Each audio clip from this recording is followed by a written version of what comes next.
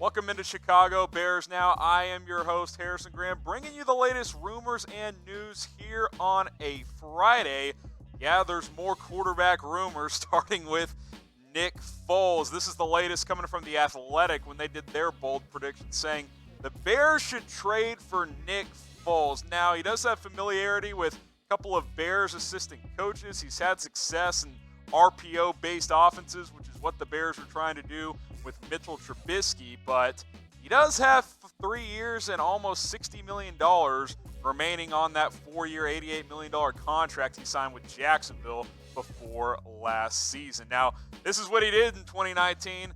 Not very pretty, less than 800 yards, 3 touchdowns, and 2 interceptions. Did have the broken collarbone. 0-4 in his 4 starts. Gardner Minshew replaced him as the starter, so his status in Jacksonville is very unclear. This is what his cap it looks like. Now, Bears fans, relax. I know you're tired of some of the trade rumors, but we're going to get into our quarterback trade rumors. We're going to get into this offensive line. You've been begging for it. Just stick with me here. But on this Foles trade rumor, this is his cap hit over the next 3 years. $22 million, almost 27, and then 27 in 2022. Now, whether it's Jacksonville or another team, they can opt out after next season with only a $12.5 million cap hit. So if the Bears or someone else were to trade for Nick Foles, it wouldn't be the end of the world if it didn't work out in 2020. Cut him, only a $12 million cap hit, then he's off your books. Should the Bears trade for Nick Foles? Type Y for yes, type N for no. Like I said, we'll get to the O-line in just a minute. I promise. I bet a lot of you guys are typing your in for no, and I don't blame you. I do not want Nick Foles. I do not want that contract. I would rather keep Mitchell Trubisky. Now, we launched our Bears-only YouTube channel less than a month ago, and guys, we're almost at 2,000 subscribers. I greatly appreciate it. We're going to cross that threshold very soon. Help us get there. Hit that big red button. We'll have the latest Bears rumors, news, free agency coverage, draft coverage, all off-season long, leading you into that 2020 NFL season where we hope the Bears will bounce back. Join me on this journey, chatsports.com/Bears, and just hit that big red subscribe button. Now, the reason The Athletic put this idea out there is because, well, Foles has had some success, and he's familiar with some of these Bears assistant coaches, including Bill Lazor, who was the offensive coordinator in Philadelphia in 2013 when Nick Foles had his best full season as a starter with that kind of magical 27 touchdown, 2 interception season under Chip Kelly as well. Now, he also has played under John DeFilippo in Philadelphia in 2017 when he replaced Carson Wentz who couldn't play in the playoffs due to injury. Had that great playoff run, rode it all the way to a Super Bowl championship where he threw for over 300 yards per game, 6 touchdowns against just 1 interception, kind of out of nowhere to win the Super Bowl over the New England Patriots. But I showed you guys his stats last year. What I failed to mention is John DeFilippo was the offensive coordinator last year in Jacksonville. Some of you probably knew that. Some of you probably did not. And it wasn't pretty, guys. So just because a guy has played with under certain coaches before does not mean he's going to replicate that same success. Could it happen? Could DeFilippo and Bill Lazor help Nick Foles if he were brought to the Bears? Sure, it's a possibility. But to just say, let's go trade for Foles and take on a $60 million contract for the next 3 years because we're that over Mitchell Trubisky.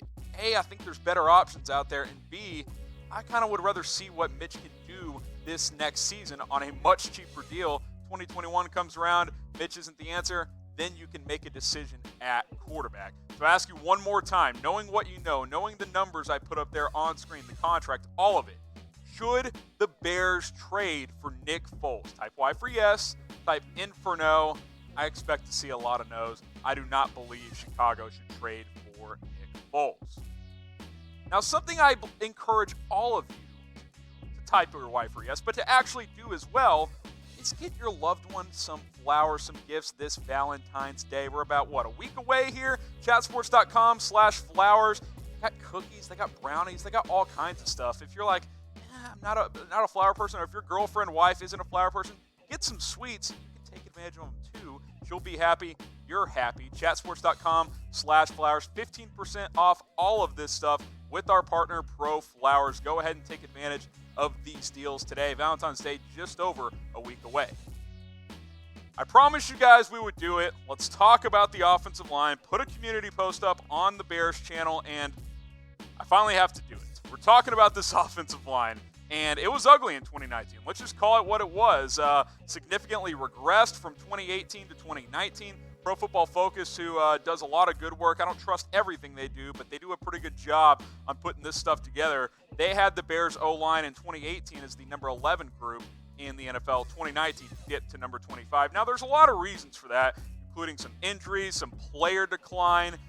All that stuff led to a rough year in 2019. Looking to bounce back in 2020. So let's put up the depth chart here and take a look at this group from left to right. You got Leno Jr., Daniels, Whitehair, Coward, who's a free agent, taking over for Kyle Long, who retired. I expect something to happen there at right guard. And then Massey at right tackle. Now, there's a couple things to break down here. Look, Leno and Massey, your tackles, were really good players in 2018, and they just regressed in 2019. Massey also missed 6 games with injury, but when he was out there, he wasn't the same player. Leno was a Pro Bowler in 2018. He regressed in 2019. That's the bottom line. Kyle Long couldn't stay healthy. That's why he decided to retire. Coward's not a starting right guard caliber player. And also, keep this in mind as well. I've got Whitehair at center and Daniels at left guard because they flipped to start last season. Daniels was playing center and Whitehair was playing left guard. Did not go well. When the Bears switched back midway through the season, those two played a whole lot better. So I think this offensive line can improve. We'll talk about a couple of ways how it can be better in 2020. But first, I want to ask you this. I did a poll on the channel. It was like 75% offensive line. I gave you guys 4 or 5 options. What is the Bears' biggest need this offseason? Is it offensive line? Is it quarterback? Is it pass rusher next to Khalil Mack? He's kind of the only guy right now. Let me know. Could it be corner? I think that's a need as well. What is the Bears' biggest need this offseason? So these are 3 things I'm looking at for 2020 in the offensive line, how it can improve. Your tackles have to bounce back. Leno and Massey, they're under contract. Sure, you can try and draft somebody, but you don't have a first-round pick, or you can try and go after somebody in free agency. But I think you just look for a bounce-back season from these guys. You got Juan Castillo. You brought him in as your new offensive line coach. Get these guys back on track. They're capable players. We saw it in 2018. Just did not work in 2019. Now, this as well. Keep Whitehair at center. Keep Daniels at left guard. They tried to flip it to start last year for whatever reason. Did not work out. Keep them at their current spots. Daniels at left guard. Whitehair at center, where they finished 2019, the back end of the season, where the offensive line played significantly better, in my opinion. And I think you have to sign a right guard. Kyle Long's retired. Coward's a free agent. He's not the long-term answer anyway. That is the one area I would look at. You need to sign a guard. So these are 4 options that I think could come into play for the Bears. Ronald Leary, who's got a $9 million team option for the Broncos. He's 31 now. Denver's kind of a young rebuilding team with Drew Lock. I could see them opting out of that deal for $9 million. He mashes people, especially in the run game. I think he could help significantly. Didn't play as well last year, but I think you bring him in, he would be an upgrade for sure at right guard. Brandon Scherff for the Redskins. He's going to cost a lot, probably $11, $12, $13 million per year. He's a free agent. Maybe Washington doesn't want to pay that money for him. He's an option there. Michael Schofield, I've always liked his game. Had a nice year for the Chargers last year. He would be an upgrade as well. And then you guys are going to laugh, but the Redskins under Bill Callahan, the offensive line coach, they turned Eric Flowers into a pretty good guard, guys. You could probably get him for pretty cheap. He'd be better than Coward. That is the bottom lines. And you wouldn't have to pay that much to get him. So those are 4 guys I would look at to bring in as your right guard next season. Out of these guys or any other option out there, whether it's tackle, guard, or center, which free agent offensive lineman do you want the Bears to sign? Let me know. I'm looking at right guard. I think your tackles can bounce back. Like I said, I'm looking at that right guard position to upgrade on this offensive line. Let me know what you guys think in the comments section. Now, this is an interesting idea. And when I first saw it, I was like, bring back Jordan Howard. Kind of feels like he's regressed the last couple years, which he has. But I'm maybe could be talked into it. Now, of course, the Bears traded him to Philadelphia for, quite frankly, pennies on the dollar after rushing for over 3,000 yards from 2016 to 2018 when he was the second leading rusher in the NFL behind only Ezekiel Elliott. He was terrific for the Bears, but that last season wasn't great, didn't fit Matt Nagy's system that well, We know he's not a pass-catching running back.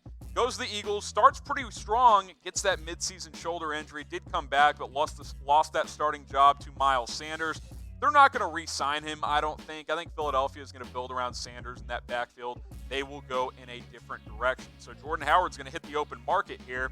And if you look at his last 4 seasons, 2016 to 2018, of course, with the Bears, 2019 with the Eagles, still had 6 touchdowns last year. What do you guys think? You see the question on the screen. Should the Bears bring back Jordan Howard? I'm intrigued. Type 1 for yes. Type 2 for no. Let me know what you guys think if the Bears should bring back Jordan Howard. Now let's compare Howard to David Montgomery, who became the Bears' primary running back last year from a rushing standpoint at least. Howard only played in the 10 games. Montgomery, fully healthy rookie season. Both had 6 touchdowns, though. Howard still got into the end zone, which is something he did a lot with Chicago. Again, not much of a receiving threat, less than 100 yards there. Montgomery at 185. I think that number will go up next year. Obviously, Tariq Cohen catches the ball a lot for the Bears as well, but he should get more targets. But you look at the current depth chart, and the reason I'm intrigued is you really only have 2 legitimate running backs. Ryan Nall, he is not a legitimate NFL running back. 6'2", 240 pounds, really more of a fullback, quite frankly. But he's the 3rd running back on the depth chart, non-guaranteed deal. Bears need a 3rd running back, and you've got your primary receiving back in Cohen. You've got your complete back in Montgomery, who can run, he can catch, he can block, he can do it all. I don't hate the idea of bringing in Jordan Howard as a short yardage back, a guy who can give Montgomery a break here and there. I don't hate the idea. We'll see what happens this offseason. Now, who's your favorite Bears player on offense? Because I think if I asked your favorite player, most of you guys would say Khalil Mack, and for good reason. He's one of the best players in the NFL, despite having somewhat of a down season last year. Who's your favorite player on offense? I love David Montgomery. I watched him a lot in college at Iowa State. I think he could be a top 10 running back in this league. Obviously, Allen Robinson is great. Those are my top 2 guys. Let me know, though, who is your favorite Bears offensive player? Now, today's show is also brought to you by the internet's #1 sportsbook. That is BetDSI. Let's look ahead to 2020 NFC North win projections. Bears sitting at over under 8. 8-8 again is the projection right now. I like the over. Schedule won't be as tough. A lot of things went wrong last year for this team, and they still went 8-8. I think 9 or 10 wins is very much in play. Lions at 6.5. Packers and Vikings both at 9.5. By the way, take the under on Minnesota. I think they are a prime regression candidate. You can do this all at BetDSI, chatsports.com/bet. That'll get you to the sign-up page. Use our promo code NFL120. It'll get you a 120% deposit bonus. Put down $100. I'm going to give you $120 for free. It's the best deal out there. BetDSI. Go ahead and get signed up right now. All right, last one up here. Bill Lazor spoke recently about his level of excitement to be with the Bears staff to coach quarterback Mitch Trubisky. Of course, he was hired as the Bears' new offensive coordinator under Matt Nagy. Now, we know Nagy's still going to call the plays, at least to start the season, but he's excited. We know 2020 is a make-or-break year for Trubisky. Quite frankly, it might be a make-or-break year for Matt Nagy and GM Ryan Pace. Here's what Lazor said on WBBM News Radio earlier this week, saying, quote, I think that the immediate feeling you get for Trubisky is how enthusiastic he is and how important it is for him to be great.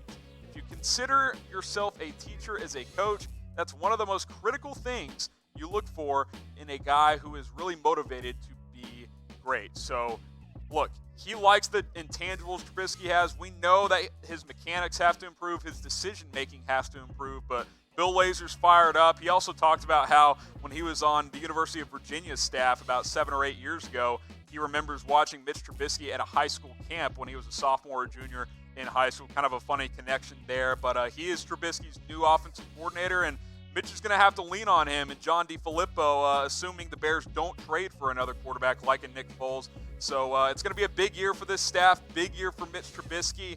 I'm excited to see how it plays out. I know you guys are too. So I ask you this question. Who will be the Bears quarterback after 2020? Because regardless of all the rumors, and that's what we do here, that's what I do, I talk about the rumors out there, I still think Trubisky will be the day one starter, but who will be the Bears quarterback after 2020? If it's not Mitch, that means he didn't do so well. So type T for Trubisky, type O for other. I'm excited for the season. Know you guys are too. I'm signing off. See you next time.